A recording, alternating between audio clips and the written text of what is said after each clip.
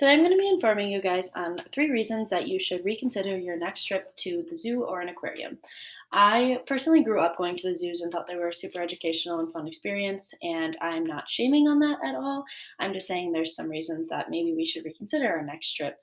A trip to the zoo can be a very misguided experience for the reason that you go there and you see these big animals and rhinos that we would never have the chance to see in another country unless you, per se, go to that country, which isn't as common as just going to the Madison Zoo in my case. But you have to think about the fact that they are stuck in small cages. They're not actually hunting for their prey like they would be out in the wild. They're going to a metal door to get it from a zookeeper, which is not normal. I chose this topic because one, I watched the documentary Blackfish back in 2016 that really opened my eyes up to the topic of large animals um, in captivity. Sorry, I forgot my word. And when I was living in Florida, I went to the Central Florida Zoo, in which there were two enclosures that really caught my eye and upset me because when I went in, knowing that we were going to a rehab and research facility, I didn't expect to see large bears trapped in basically dog kennels for people to look at and people taking pictures like that was normal. And I was pretty upset by it. And then when we went past a cheetah enclosure, it was almost bigger than maybe 2 bedrooms put together or a large living room. It was nowhere near what a cheetah who can run up to 100 miles per hour should be enclosed in. And I was very upset by that. So that's when I further started researching this topic and thought there's a lot we can all be informed on. Like I said, we all have gone to a zoo, the Madison Zoo, or on a cool safari thing where you drive through like all the farm animals and gone to a farm, which is kind of not, I wouldn't say farms are related to the zoos. I'm more focusing on the zoos and the orcas. Today, I'm going to inform you on 3 reasons your next trip to the zoo may not be as educational as it seems.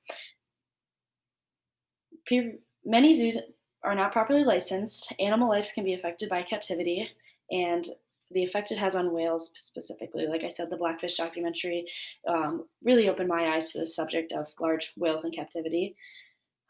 Many behind the scene things that we have normalized. There's a lot going on behind the scenes that we just think, oh, that's so cute, that's so cool. But for example, for me, going and seeing a seal do a backflip, that's not really beneficial. Yeah, that's cool, but why? Why are we doing that? I don't get that. Fewer than 10% of zoos and aquariums meet the standards for accreditations. There are 2,400 zoos, and only 10% of those actually meet accreditations for how an animal should be and where it should be treated. And I don't understand how you can be running with only 10%. We've probably all gone to a zoo that's not even meeting standards. Animal enclosure size must be right for an animal's mental and physical health. Personally, I don't believe a large backyard is big enough for a lion because, yeah, they get to walk in circles around the cages in front of windows their whole life. But other than that, that's not what they're doing out in the wild. They're out in the wild hunting their prey and not not in a zoo cage. Um, Orcas have a lifespan of 30 to 70 years, but in captivity, they only have a lifespan of 14 years, which proves that the lifespan of an animal can actually be affected mentally because they, in a sense, are going crazy. I refer it much to like if we were forced to live in a bathtub our whole life, and orcas forced to live in a how many gallon tank at SeaWorld swimming laps and laps, which I will touch on later. Once an animal cannot be bred, they actually are very, very much used for breeding. Sometimes those animals are killed or sold by that zoo because they have no purpose to them. And yes, I would understand the purpose of breeding and releasing in a sense, but most zoos are breeding to sell to other facilities, which I believe is not humane. I also don't agree with animal, puppy mills and those things making a profit off of life essentially, which is wrong. In Copenhagen, there's actually a pretty violent example of there was a giraffe that could no longer reproduce, and they actually took that giraffe and fed it to the lions when the zoo was open for people to see, which I think is very traumatizing and not natural. And if they were going to do that after hours. And they also that same zoo also killed 2 mother lions and 2 cubs due to overcrowding, which to me is sickening. Why kill it if that lions are already on the brink of extinction? Not fully, but they are on that list. So that's pretty crazy. In the Blackfish documentary, a man who worked for SeaWorld formerly worked for SeaWorld, went on to describe his experience working for them. and the process of trapping a whale. They actually go in with helicopters and they do it on the coast of Washington, and they would trap those whales in. They'd follow them and they'd put these big nets around. And once they got moms and their fresh babies, they only took the small ones. They would take those babies and they would send the moms on their way. Well, a fun fact about whales is they are with their moms for the remainder of the mom's life. So being separated is a very traumatizing experience for them. He also goes on to describe in tears in the movie about how when the whales would die from stress, which was actually very common, they had to cut them open, fill them with rocks, and sink them, which is pretty extreme for a job. And they actually were locked. They actually were banned from the state of Washington and forced to go to Iceland, where they continued on the trapping. He said there was a lot of trauma that left him, and he actually ended up leaving the company due to it. A zoo's driving purpose should be to educate rather than force tricks and threaten food on animals, which I touched on with the seal doing backflips and, for instance, circus animals. And it's not normal and it doesn't make sense. I don't know why we do it. Not only true for zoos, but aquariums too. Captivity causes shorter lifespans and aggression. An animal's independence is taken in captivity. Animals begin to become dependent on humans. Like I said, in nature, an animal may travel hundreds and hundreds of miles or run in the wild to kill their prey, the food chain. And in captivity, they're going to a metal door or they're being thrown fish every day and they're expecting that. So if they ever were to be released, they would have, I believe they said, a 30% survival rate if they were pulled from the wild, or a fewer than a 1% chance if they were bred into it, because they have no sense of independency. They don't know how to take care of themselves. And I just think that's pointless again. And animals have 37 chance.